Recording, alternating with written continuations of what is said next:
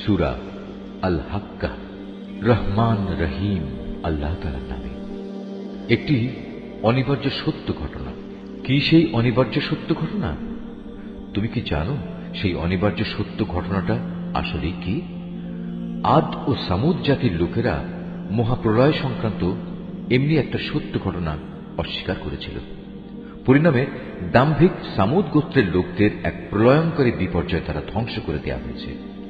আর শক্তিশালী গোত্র আদকে ধ্বংস করা হয়েছে প্রচন্ড এক ঝঞ্ঝা বায়ুর আঘাতে। একটানা 7 রাত ও 8 দিন ধরে তিনি তাদের উপর দিয়ে এ প্রচন্ড বায়ু প্রবাহিত করে রেখেছিলেন। তাকালে তুমি সে জাতিকে দেখতে পেতে তারা যেন পুরনো খেজুর গাছের কতিপয় অর্থহীন কাণ্ডের মতো উপুড় হয়ে পড়ে আছে। তাদের একজনও কি এ গজব থেকে রক্ষা পেয়েছে দেখতে পাচ্ছ? দাম্ভিক ফেরাউন, তার আগের কিছু লোক এবং উপড়ে ফেলা জনপদের অধিবাসীরাও একই অপরাধ নিয়ে ধ্বংসের মুখোমুখি এসেছিল। এরা সবাই নিজ নিজ যুগে তাদের মালিকের পক্ষ থেকে যারা রাসূল হয়ে এসেছে তাদের অবাধ্যতা করেছে। ফলে আল্লাহ তাআলা এ বিদ্রোহের জন্য তাদের কঠোরভাবে পাকড়াও করলেন। নবী নূহের সময় যখন পানি তার নির্দিষ্ট সীমা অতিক্রম করল, তখন আমি তোমাদের বাঁচানোর জন্য নৌকায় উঠিয়ে নিয়েছিলাম, যেন তোমাদের জন্য আমি তাকে একটি শিক্ষামূলক ঘটনা বানিয়ে রাখতে পারি। তাছাড়া উৎসাহী কানগুলো যেন এ বিষয়টা পরবর্তী মানুষদের জন্য স্মরণ রাখতে পারে। যখন সিনায় ফু দেয়া হবে প্রথমবারের এক প্রচন্ড ফু, আর তখন ভূমণ্ডল ও পাহাড় পর্বত স্বস্থান থেকে উঠিয়ে নেওয়া হবে। অতঃপর উভয়টাকে একেবারেই একটাকে আরেকটার উপর ফেলে চূর্ণ বিচূর্ণ করে লণ্ড ভণ্ড করে দেয়া হবে। ঠিক সেদিনই সে মহা ঘটনাটি সংঘটিত হবে। সেদিন আকাশ ফেটে পড়বে, অতঃপর সেদিন তা বিক্ষিপ্ত হয়ে যাবে।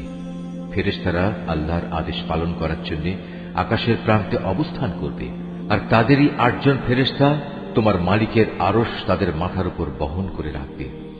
সেদিন তোমাদের আল্লাহ তাআলার সামনে পেশ করা হবে। তোমাদের কোনো কিছুই সেদিন গোপন থাকবে না।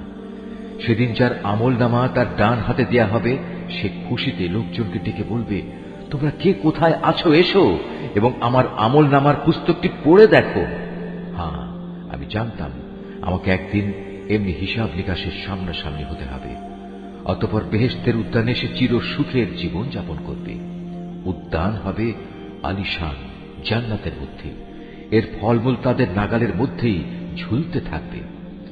আল্লাহর পক্ষ থেকে অভিনন্দনপূর্ণ ঘোষণা আসবে, অতীতে যা তোমরা কামাই করে এসেছো তারই পুরস্কার হিসেবে আজ তোমরা প্রাণ ভরে এগুলো খাও এবং তৃপ্তি সহকারে পানীয় গ্রহণ করো।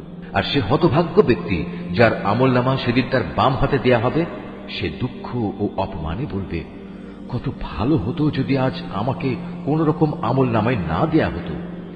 আমি যদি আমার হিসাবের খাতাটি নাই জানতাম। হায়, আমার প্রথম মৃত্যুই যদি আমার জন্য চূড়ান্ত নিষ্পত্তিকারী বিষয় হতো। আমার ধন সম্পদ ও ঐশ্বর্য আজ কোনো কাজেই লাগলো না। আজ আমার কর্তৃত্ব ও ক্ষমতা নিঃশেষ হয়ে গেল। এ সময় জাহান্নামের প্রহরীদের প্রতি আদেশ আসবে, যাও তোমরা তাকে পাকড়াও করো, এরপর তার গলায় শেকল পরিয়ে দাও। অতঃপর জাহান্নামের জ্বলন্ত আগুনে তাকে প্রবেশ করাও এবং তাকে 70 গজ শেকল দিয়ে বেঁধে ফেলো। কেননা সে কখনো মহান আল্লাহর উপর বিশ্বাস স্থাপন করেনি। সে কখনো দুস্থ অসহায় লোকদের খাবার দেওয়ার জন্য অন্যদের উৎসাহ দেয়নি।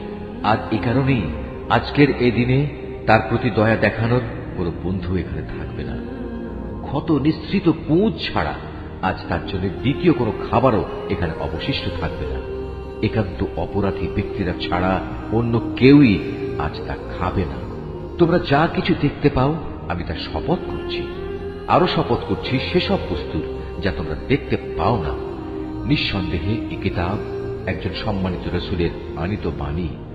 এটা কোনো কবির কাব্য কথা নয়, যদিও তোমরা খুব কমই বিশ্বাস করো। এটা কোনো গণক কিংবা জ্যোতিষীর কথাও নয়, যদিও তোমরা খুব কমই বিবেক বিবেচনা করে চলো।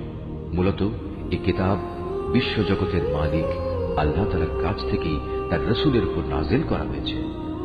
রাসূল যদি এই গ্রন্থটি নিজে বানিয়ে আমার নামে চালিয়ে দিত, তবে আমি শক্তভাবে তার ডান হাত ধরে ফেলতাম। অতঃপর আমি তার কণ্ঠনালী কেটে ফেলে দিতাম, আর সে অবস্থায় তোমাদের কেউই তাকে আমার এই শাস্তি থেকে বাঁচাতে পারত না। সত্যি কথা হচ্ছে, আল্লাহ তাআলাকে যারা ভয় করে এ কিতাব তাদের জন্য উপদেশ বই কিছু নয়। আমি ভালো করেই জানি তোমাদের একদল লোক হবে এ কিতাবকে মিথ্যা সাব্যস্তকারী। এটি তাদের জন্য গভীর অনুতাপ ও হতাশার কারণ হবে যারা আল্লাহ তাআলাকে অস্বীকার করে।